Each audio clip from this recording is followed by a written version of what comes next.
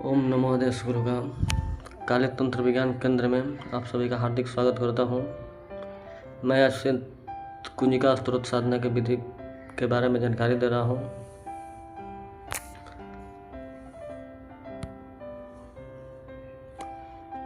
नवरात्रि माता दुर्गा जी की साधना करने के लिए उपयुक्त होते हैं। माता की कृपा प्राप्ति में इनका भी बहुत महत्व है। नवरात्रों में करने के लिए साधना दे रहा हूँ। विधिवत साधना करें। इस साधना को करने से आप लोगों का कष्ट दूर कर सकते हैं। माता की विशेष कृपा प्राप्त होती है। करने का तो सटकर्म भी कर सकते हैं, लेकिन लोक हित में उनकी विधि बताना उचित नहीं है। इस सिद्ध कुंजिका स्त्रोत में लिखे गए सारे कार्य सिद्ध होते हैं और इसी से बहुत चमत्कारी कार्य किए जाते हैं। इसकी विधि मैं बता रहा हूँ। सबसे पहले आप सुबह नहा धोकर स्वच्छ वस्त्र पहने। वस्त्र लाल होना चाहिए। पूरब की ओर मुँह कर बैठे। सामने माता जी की फोटो या मूर्ति रखें। संकल्प में स्पष्ट रूप से अपनी इच्छा रखें कि आप किस चीज़ के लिए सिद्ध कुंजिका स्त्रोत का पाठ कर रहे हैं। धन, मान, न्यास, वशीकरण, मोहन।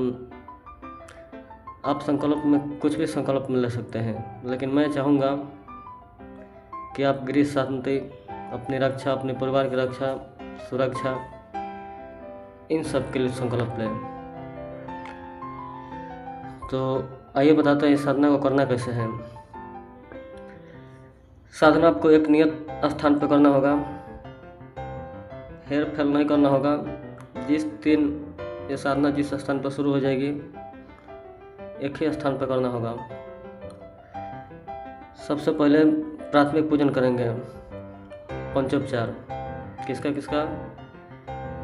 गुरु पूजन, गणेश पूजन, इष्ट पूजन, कुल देव का पूजन, पितृदेव का पूजन, स्थान देव का, लोकपाल का, दिक्पाल का और नवग्रह का। इन सभी का पंचोपचार पूजन करके फिर सिद्ध कुंजिका स्त्रोत पाठ का 108 पाठ का आसन देंगे।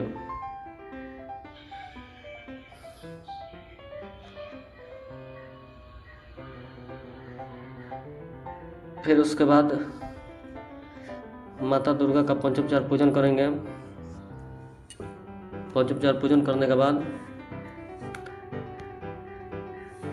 सिद्ध कुंजिका स्त्रोत का जाप करेंगे। सिद्ध कुंजिका स्त्रोत का जाप 11 पाठ, 21 पाठ, 51 पाठ अपने समर्थ अनुसार कितना भी कर सकते हैं, लेकिन जो साधक हो, जिनको बड़ा बड़ा संकल्प हो, वो कम से कम प्रतिदिन 108 पाठ करें, मतलब एक माला। करने का तो आप सुबह में भी कर सकते हो, सूर्योदय से पहले शुरू हो जाती है, और नहीं तो सबसे उपयुक्त है रात के 10 बजे के बाद। 9 दिन तक आपको जाप करना है और 9वें दिन ही आपको हवन कर देना है। हवन आप चाहो तो 21 बार, 51 बार कर सकते हो, लेकिन मैं चाहूँगा कि 108 पाठ जब प्रतिदिन किए हो तो 108 आहुति ही दो। तो आपको ध्यान रखना होगा कि 9वें दिन आपको ही हवन करना है। नवमी को जाप भी होगी, नवमी को हवन भी होगा। और सबसे इसमें मेन बात यह है कि बहुत सारे को भ्रम रहता है कि इसमें पाठ कितना जाप करना होता है, कितना नहीं करना होता है। सिद्ध कुंजिका पुस्तक उठाकर देखने पर उसमें बहुत लंबा चौड़ा विधान मिलता है, लेकिन इसमें कितना पाठ करना है मैं आपको बता रहा हूँ। आपको लगातार मूल मंत्र और पाठ साथ साथ करते जाने पर भी कोई दिक्कत नहीं है, और दोनों को अलग अलग करने पर भी कोई दिक्कत नहीं है। जैसे कि हम लोग अब जैसे करते हैं अपने तरीक़े से बता रहा हूँ। हम लोग कैसे करते हैं। ओम ऐं ह्रीं क्लीं चामुंडाय विच्चे ओम ग्लौं हुं क्लीं जुं स ज्वाला ज्वाला ज्वाला ज्वल प्रज्वल प्रज्वल ऐं ह्रीं क्लीं चामुंडाय विच्चे ज्वल हम सं लं छं फट स्वाहा। नमस्ते रुद्ररूपिणे, नमस्ते मधुमर्दिनी, नमः कैटभहारिणी, नमस्ते महिषार्दिनी, नमस्ते शुभंत्र च, निशुम्भासुरघातिनी जागृतं हि महादेवी जपम सिद्धम कुरुस्व में ऐंकारी श्रेष्ठ रूपाय ह्रींकारी प्रतिपालिका क्लींकारी कामरूपिणी बीजरूपिणी नमस्तुते चामुंडा चंडघाती चयकारी वरदायिनी विच्चे च भैद्य नित्यं नमस्ते मंत्ररूपिणी धाम धीम धूम धुर्जटे पत्नी वाम यूम यूम वाग्धीश्वरी क्राम क्रीम क्रूम कालिका देवी शाम सिम सुम में शुभम कुरु हुम हुम हुंकारूपिण्य जम जम जमनादिनी भ्राम भ्रीम भ्रूम भैरवी भद्रे भुवाने ते नमो नमः अम कम चम टम तम पम यम सम यूम दुम ऐम यूम हम छम जागरम जयगरम त्रोटे त्रोटे दीप्तम कुरु कुरु स्वाहा पाम पिम पुम पार्वती पूर्ण खाम किम कुम खचरी तथा शाम सिम सुम सप्तति देविया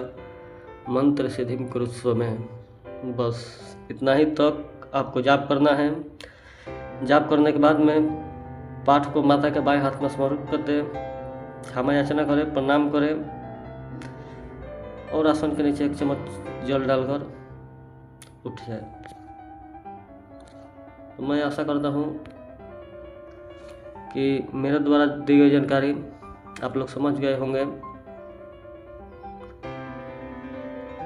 बस इतना ही तक अपने वाणी को विराम देता हूँ। आदेश।